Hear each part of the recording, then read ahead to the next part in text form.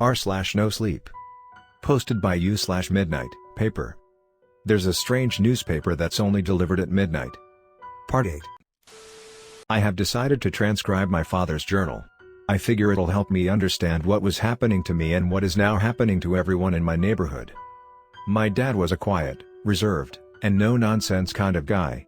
I didn't really get to know him much, so this is a way for me to get in touch with him, to hear about his life, to hear his voice, even beyond the grave. I hope that you get to know him too, and that, together, anyone who has gotten a midnight paper learns a little more about it. This is what was written in the first section of the journal. Son, I know that, if anyone's reading this, it's you. I hope you aren't. I hope that this notebook and all the others get thrown out once you sell our house. If you are reading this, well, I guess I can't stop you from reading this. I know that there's a good chance that you found this notebook after reading a midnight paper. If you haven't read one, listen to me very carefully, do not read the midnight paper. If you've only read one, listen to me very carefully, do not read any more. I'm not sure, but I think that reading the papers makes the things in them real. Some of the articles that I've read have already come true. Some people are already in danger, hurt, or dead.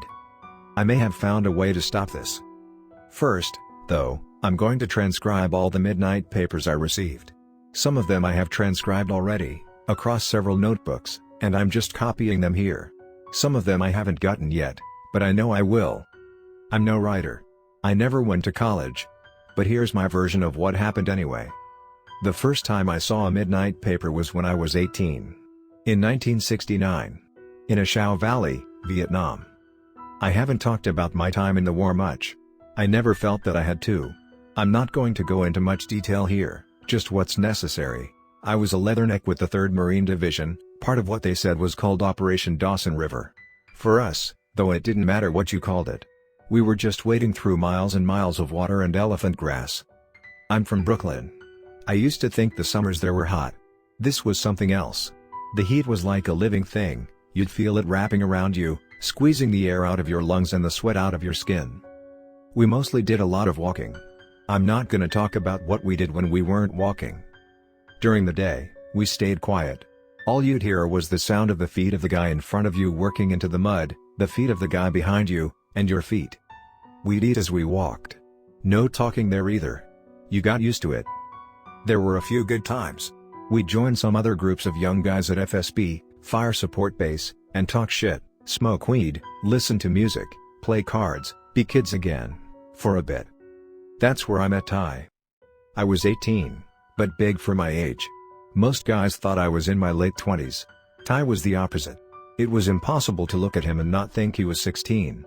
He was skinny, wore glasses that were always scuffed up or caked in grime, and had the deepest voice I'd ever heard. The guy sounded like Leonard fucking Cohen. Anyway, Ty was popular with the guys because he had somehow managed to smuggle in a bunch of comic books, had them mailed to him too. People would trade him a beer, some beef jerky, or even a joint for a Captain America or an Archie. Most of the time, people would pretend to be older than they were, would pretend that they were men, not boys. With Ty it was different. He was like everyone's little brother, and it was cool to sit back, light up, and hear the kid talk about what I'd always thought of as the funny pages. Then one day, Ty got something that wasn't a comic book in the mail.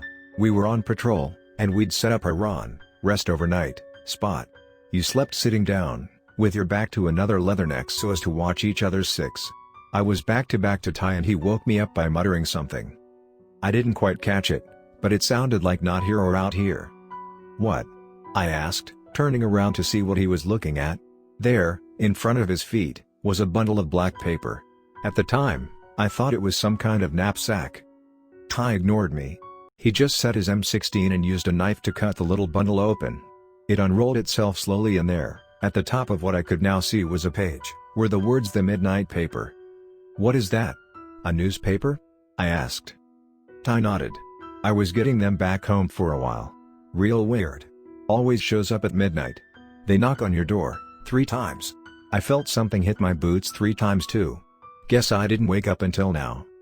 It was almost dawn, and just bright enough to make out the words on the page. "Come on," I said, "read it out loud." Ty didn't look convinced. "I don't know if I should," he said. I lunged like I was going to grab it, and Ty held it at bay. He may have saved my life. "Fine," he said. Ty, read the following out loud. Treehead, paranoia on the battlefield?